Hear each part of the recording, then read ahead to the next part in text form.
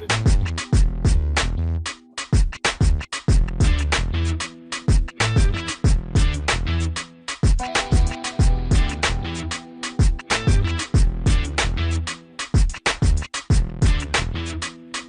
I'm Eric Gagne. You're listening to the Blue Review.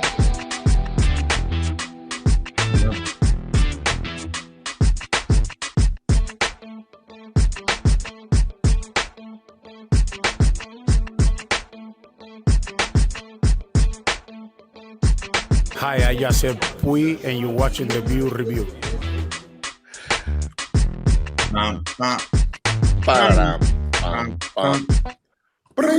Hey, welcome to a Friday edition of the Blue Review presented by LAX. I'm Marcas Grant. That is Greg Bergman. We'll be joined in just a moment by Anthony Witrado. We were all watching the Street Fighter trailer before the show. Marcus, I don't get it. I don't get you. We've been down this road before. We've seen what happens with Street Fighter movies, with Mortal Kombat movies. I watched the trailer. I know you're excited, but I don't know if excited is the word, but it looks fun. Like, it looks like it could be a fun movie. I admit it could totally be trash by the time it comes out. And maybe it's because it's 6:30 in the morning and I'm still a little bit loopy. I have no idea, but if you're excited, I'm excited. How about that? It tickled all the right parts of me this morning. So so we'll go with that. You think Witrado will? I have no idea. Probably not, because he has good sense. Anyway, before we bring him in, I want to let you know the Blue Review is powered by LAX. We're taking off. Learn more about all the incredible changes happening now at LAX by going to lawa.org/ESPN. Let's bring in our friend Anthony Witrado to save us from our own madness about the Street Fighter movie and all sorts of other things. Good to see you on a Friday, Anthony. Good to see you too. We were joking before we got on here that to me, it just feels like the executives at movie studios are going, "Hey, Chat GPT, write a script for an old video game from the 90s. And then they turn it in. That's probably not far off from what actually happened. Well, that's true. But we've already been down this road. We've already seen these movies. I can't believe we're old enough to already have a remake of Street Fighter. Oh, yeah. This is the third remake. We live in a world with 3 Spider-Man 3s. I mean, so like those are good. I'm not going to argue. See all the Spider-Man behind me. I'm just telling you that, the idea factory has dried up a long time ago. Anyway, that's not the point of today's show. The point of today's show is talk about the Dodgers. They were off yesterday after finishing off a sweep of the New York Mets. Now they head to Colorado for a weekend series against the Rockies, who once upon a time were mildly hot and had won several in a row. Then they remembered that they were the Colorado Rockies. Now they're 7-12. So we'll see how this goes this weekend. But other things of interest note to talk about. Anthony, give me your concern level, understanding that it's still mid-April, over what is going on with Edwin Diaz right now. Yeah, there's some concern. It would have been nice to see him get an opportunity in that last game before they blew it open. Just for the simple fact of it would have probably eased a lot of minds. If they were intent, and he was up and getting loose. So if they were intent on bringing him on, I think that eases some of the concern a bit. But the fact that and this is always the case, right, with Dodgers and how Doc sort of makes injuries public, in that it started as one thing, then it evolved to a different thing. Then it eventually became, oh, well, he's got some knee issues. It's like, what? What? That was not a thing a week ago at all. And so, you know what I mean? Like, it's frustrating to live through those progressions with Dave Roberts and the Dodgers. But and so that's why there's a little concern there, because it's like, okay, well, how serious is this knee thing? Maybe until we see him pitch, it might not completely go away. But I would say the concern level on a scale from 1 to 10 right now for me is a 3, only because they had him up and they were ready to put him in the game until it got busted open. Yeah, I mean, Greg, you and I were there a couple of nights ago, and we kind of hung around waiting to hear trumpets. Then after the Dalton Rushing grand slam and then the Kyle Tucker home run, we sort of knew that was kind of out the window. But your concern level, Greg, about Diaz, are we, obviously we're not panicked, but is this potentially more than they're letting on? Not panicked, but I am convinced that Dave Roberts just likes to just mess around with us. That he does this on purpose. Like, he gets a little bit of joy out of just messing with all of the Dodger YouTubers and all these different things, because he doesn't want to actually let out everything. He'll give you little information and then he'll change the information, and he just wants to keep us on our toes. It's a fun little game for him. He laughs in his office, but at the same time, no, I don't have much concern for it. I mean, I think the greatest thing for the Dodgers was that he didn't have to pitch in that game. I think they wanted to give him as much time as possible. I know he was up and he was getting ready. We couldn't see it. We were actually sitting there wondering that exact thing. Is he going to come out? Because our angle was not to be able to see that. But I do think the best thing for the Dodgers was, like, they said, we don't even have to let him go out there. Just give him a little bit more time. But the problem is, now he goes to Colorado, and he's going to have to pitch in Colorado. And that place is just a hellhole for every single pitcher known to man, except for, unless you're Hideo Nomo, then you're okay. Something that I've enjoyed over the last 48 to 72 hours is watching Greg get so riled up at the thought of the Dodgers having to go to Colorado. I hate the ballpark. All of it. I hate. I'm sorry to interrupt. Like, I hate all of it. I think they should really just blow it up. It doesn't belong in baseball. It's a worthless stadium that doesn't actually work. Like, you can't. No game is safe. It ruins records. It ruins people's. You go there, you hit really well, you get all screwed up, and then you go somewhere else and you're not. Then you can't hit the same. The place is just an absolute travesty of a stadium. Just blow it up. Shoot it into the moon. Get out of Colorado. Am I wrong, Anthony? Help me out. That's damn.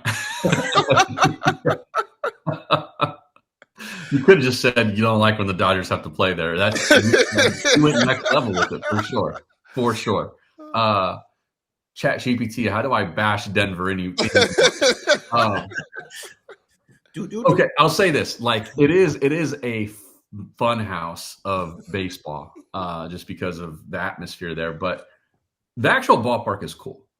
Being there is a good time. It's a nice stadium if you've ever been to it in person. It sits in downtown Denver, which is a pretty cool area. But to play baseball games there, yeah, the fact that they need a humidifier, and they're not the only place, right? Like, I think Arizona has one too. But the fact that they need a humidifier, and it is maybe the most famous humidifier in North America, because everyone knows about it and why it's needed, is it's cartoonish baseball for sure. It almost ended Kenley Jansen's career. Can we go back? Like, this place is just should not exist.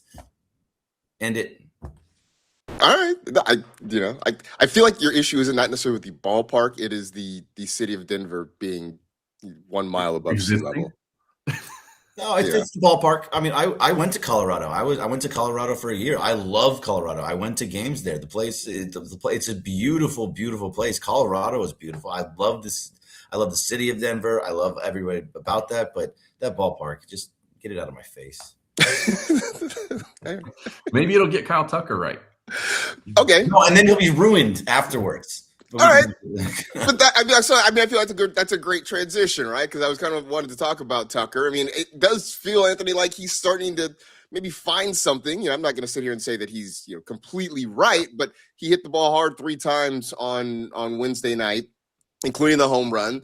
That came after him, getting the RBI single the night before on just a little flare into left field. So maybe it does feel like something's starting to turn for Tucker. At the very least, his mind could be shifting. And he saw the flare fall for the game-winning RBI. He hit the ball hard in the finale, hit the home run, which I called in our group chat, by the way. It was that late. But no, it doesn't count. No, I count. We'll put an asterisk next to it. Like, the at bat I called it in. If he was a believer in launch angle, that thing would have been over the pavilion. That was the one that he lined out. That was like 108 miles an hour. You're trying to take away from Marcus. He called Max Muncy. He actually called. Look, I'm willing to give credit to. He did. But no, look, I think at the very least, seeing some balls being hit hard, seeing some flares fall in for hits and find grass, helping the BABIP a little bit. I know Greg's very much into that. I think those are probably good for the mental state of Kyle Tucker as much as the physical one. And so, going into Denver, keeps that same approach maybe and finds some success there and starts to get hot, starts to turn the corner, and we kind of forget about these first 2 weeks for the rest of the season. I mean, I think too, as much as I think everybody's frustrated, right? The fans are hoping to see more. I know Tucker himself is hoping to produce more than what he has so far. All that being said, I mean, the 239 average isn't great. Still a couple home runs, 11 RBIs. I mean, Greg, we were talking the other night, like, for as frustrating as Kyle Tucker has been, I mean, could be worse, right? They could have Mets problems. Like, you look across the way and see what the Mets are doing offensively. And Tucker looks like he's absolutely raking by comparison. So I guess that's, again, champagne problems for Dodger fans, right? Yeah, absolutely. But first of all, for the Tucker thing, because he hit those 3 hard balls in the other night game, on Wednesday night game, he's starting to find it. I think I was always not worried that he was going to turn it around, and he's going to turn it around. You see that's the thing that's going to start to happen. He just needed to it happened with Shohei when he first got here. Remember, it took him a little bit. Yeah, 8 games before you hit a home run for the Dodgers. It just was. It's sometimes when you get to a new team, like you really want to impress, and like you're pressing. I think that's just what it was, and he's going to figure it out. By the end of the year, we're going to be looking at Kyle Tucker like, oh man, okay, he's the second best hitter on the team kind of situation, and that's most likely the thing to happen. For him and Coors, I think you're right, Anthony. It will probably help him. I'm more worried about what happens to Tyler Glasnow in Coors, because this is it's a pitcher's worst nightmare. He's pitching tonight. This is the type of thing where he's having some issues with walks. He's having some issues with home runs. What happens to Tyler Glasnow tonight? Because that's really the big storyline that goes in the pitchers. Him, Roki Sasaki, and Emmett Sheehan, 3 pitchers that tend to have a little bit of an issue, are going to a hellhole of a ballpark. I'm not too worried about Glasnow. I think he's good enough, and the Rockies lineup is the Rockies lineup enough that he'll be all right. Roki is an interesting one pitching there for me. I think that he might have to rely a whole lot on that splitter or forkball or whatever you would call it, because the slider might not do exactly what he wants. And if he's not, if the fastball command has basically been what we've seen it be, one of the pitches that can play in altitude because it's because he doesn't want it to spin a lot is that forkball. And so, he might have to spam that thing for 4 or 5 innings. And luckily it's the Rockies lineup. So as long as he can get that fastball somewhere around the strike zone, I think he'll be okay. But I think in this situation, he might be relying a lot on that forkball more than usual. Weirdly, I'm not going to say I don't worry about Roki at Colorado, but I think, if he's giving up home runs, as bad as that would be, that feels like progress, because it does mean he's throwing strikes, which is kind of the thing we want from him.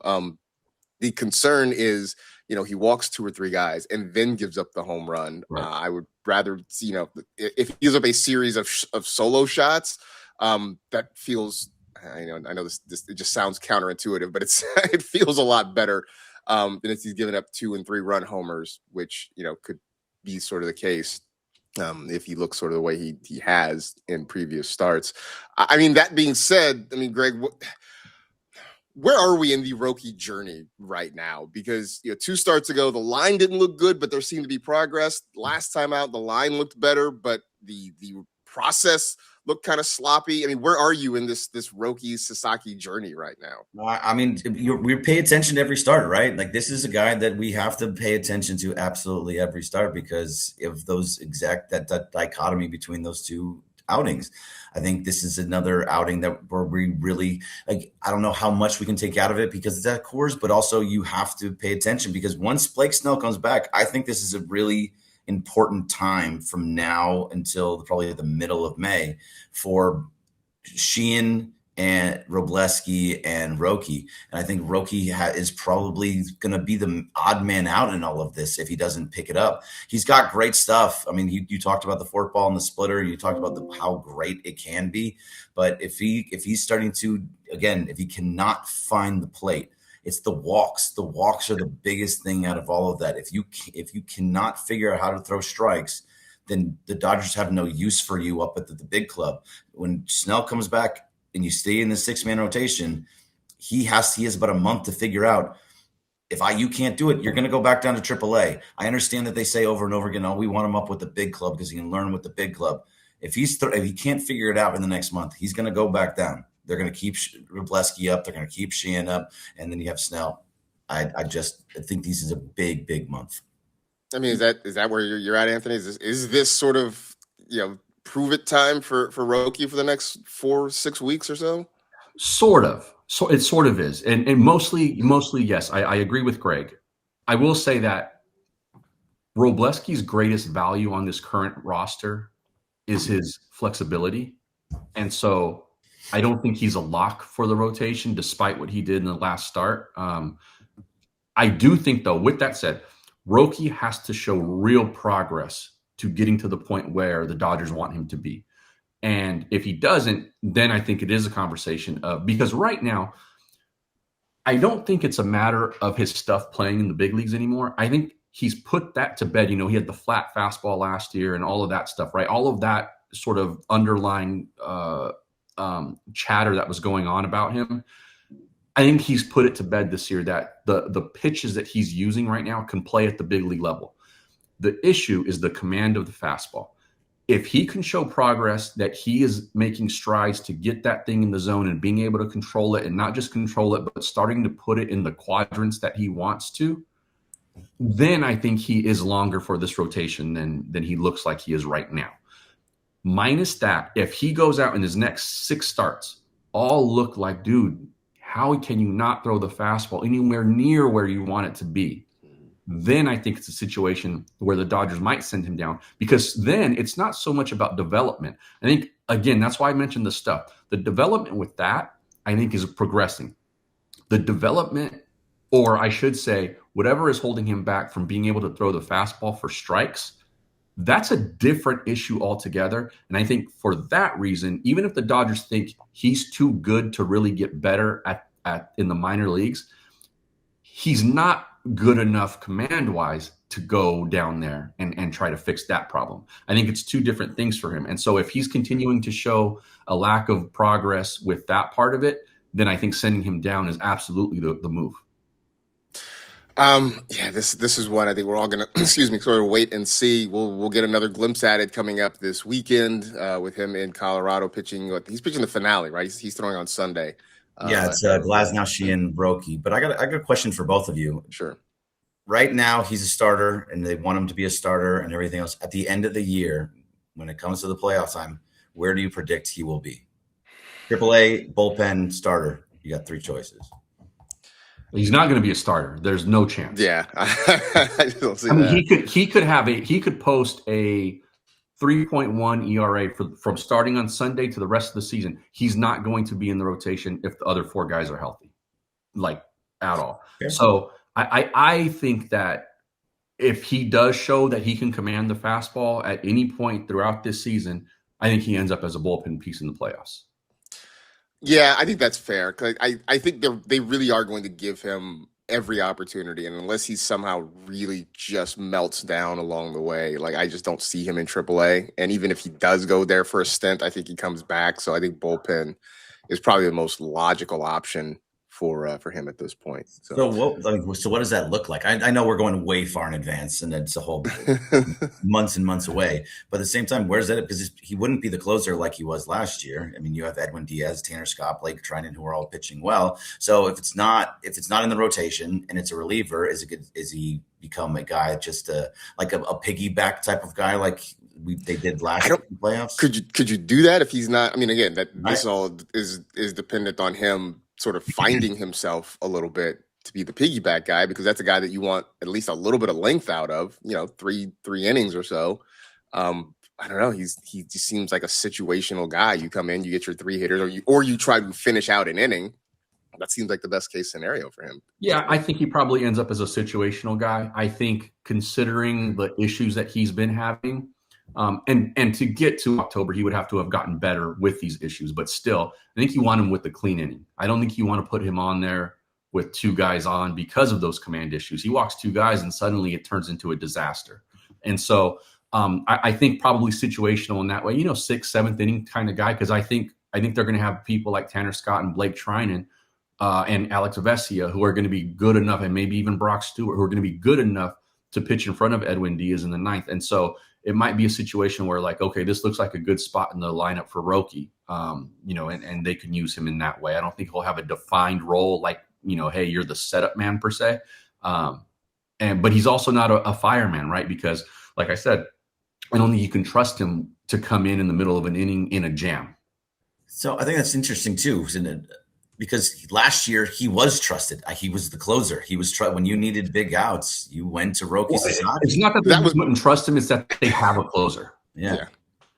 Yeah, and last year just felt like, last year was just, we just need to try anything. They just needed he was somebody fantastic. to get out. he was fantastic, but it really was, they sort of backed into that one because they were out of options as to what to do in the 9th inning of games, right? Trinan was terrible. Right. Scott was terrible. I don't think they felt comfortable putting Vesia there. This was really a break glass in case of emergency thing last year with Roki, and it worked out. Yeah, it did, and it was great. I just feel like if in that smaller role where he just has to come in for 1 inning, I don't know. He just seems to be was a different pitcher. So with the being I think because in those short stints, you can really mask your deficiencies. When you got to get through a lineup, that's a whole different story. Then those command issues, they really start to rear their head. And for him, he can get through 3 hitters. Like, he's shown that even this season, that like if he gets it around the zone, he can get through the inning and he can strike out 2 guys and make them look silly. So a relief role, I think, in that way, I think he's totally suitable for that this season. Turning him into a reliever long term, which I know is on a lot of people's minds, that's not going to happen anytime soon with this organization. Totally agree with that. I see in the chat Bubba Holmberg saying that Roki may be a Pirate or Tiger by October. I will say not likely unless somehow they're talking about sending Skeens or Scooble back the other way. So he's still, I think he's 20. Did he turn 24 yet? So, he's still young. We have to give him a little bit of time. Yeah, so I don't know. I guess it's an interesting thought experiment, but no, I don't see Roki being on the trade block anytime soon. And I don't see those 2 guys moving anytime soon, unless the Tigers totally fall out of the race. Like, they would have to collapse.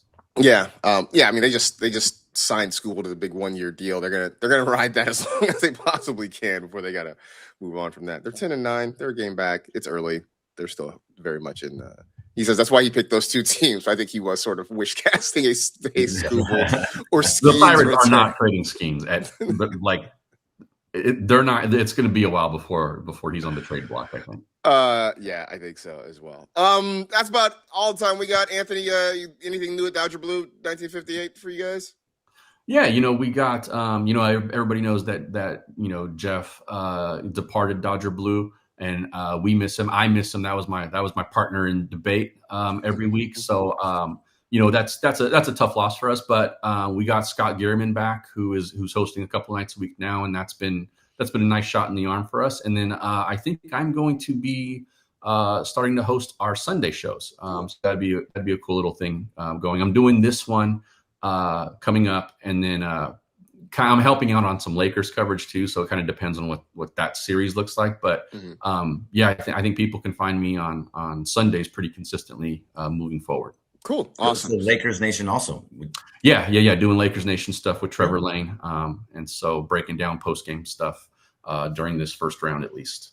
Very cool. Yeah, that gets up and running on Saturday with the Lakers and the Rockets, which is I'm sure you'll be able to hear about on the Sedano and Cap Morning Extravaganza, as well as on Lakers Nation. The former coming up right after us here on the ESPN LA YouTube channel. Anthony, as always, appreciate it, man. We'll talk to you next week. All right, guys. Talk to you soon. Sounds good. Thanks to Carlo for getting us up and on this morning. Thanks to everybody in the chat. I almost called him Kylo Ren. I have no idea.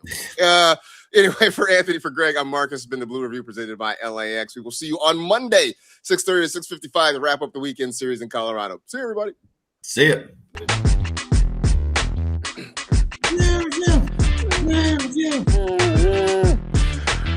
Oh, man. All right. Good stuff, guys.